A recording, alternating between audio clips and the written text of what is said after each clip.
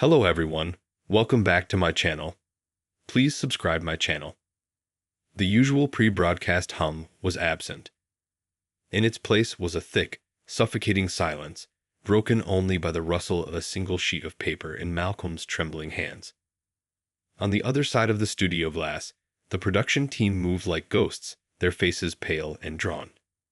There were no jokes today, no calls for sound levels, just a collective, held breath. Selena, the co-anchor, reached over and stilled Malcolm's hand, her touch a brief, warm pressure against his cold skin. Her eyes, usually sparkling with morning show banter, were glistening with unshed tears. "We'll get through this," she murmured, her voice barely a whisper. "For them."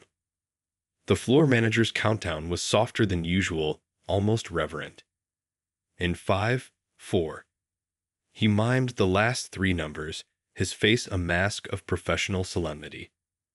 The theme music faded, and the camera's red light glowed like a single watchful eye. Malcolm looked directly into it, and for a moment, the perfectly constructed world of television seemed to fall away. He wasn't a presenter in a studio. He was a man in a living room, about to shatter the morning for millions. "Good morning," he began, his voice rougher than usual. He cleared his throat. "We begin today, not with the news, but with a story that has touched all of our lives. A story that, we have learned, has reached its final chapter." He paused, the weight of the words pulling at him. Selena picked up the thread, her voice softer, a gentle counterpoint to his gravelly tone. For the past 5 years, the Bright Horizons Youth Center in the heart of the city has been a beacon. A safe haven for children, a place of mentorship, of music, of hope. We've followed their journey, their triumphs, their annual plays. We've shared in their joy. Malcolm looked down at the paper, though he didn't need to read it. The words were etched somewhere deeper.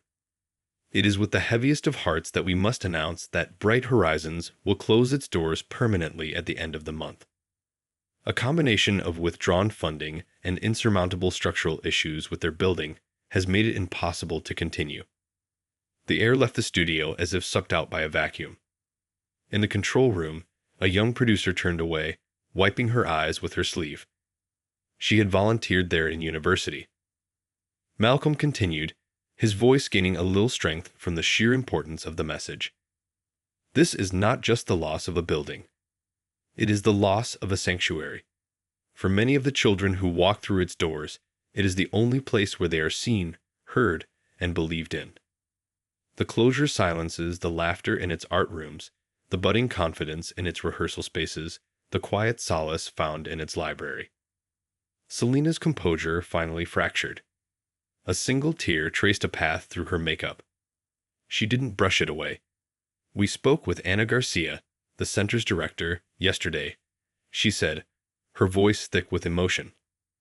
A pre-recorded clip began to play on the screen behind them. Anna, a woman with kind, tired eyes, sat in her soon-to-be empty office. "It's like telling your family you have to leave home," she said, her own voice breaking. "These children, they have so much potential. They have dreams we helped to nurture. To have that taken away, it's—" She shook her head, unable to finish. The clip ended, leaving the studio in a silence that was more profound than any sound. Malcolm looked back into the camera, his gaze direct and heartfelt. "We are not just reporting this news today. We are feeling it with you. And we are asking the question, in a city of such wealth and innovation, how can we allow a light like this to be extinguished?" He held up the paper, then let it fall to the desk. "The announcement was made to us last night, and we wanted you, our audience, to hear it from us, with the context and the heart it deserves. This is more than a headline. It is a profound loss." As the final music swelled, softer and more melancholic than the usual upbeat tune, Malcolm and Selena sat in silence for a moment, the image of 2 people sharing in a community's grief. The broadcast faded to black, leaving behind not the end of a show, but the beginning of a conversation and the echoing, heartbreaking silence of a door closing for the last time.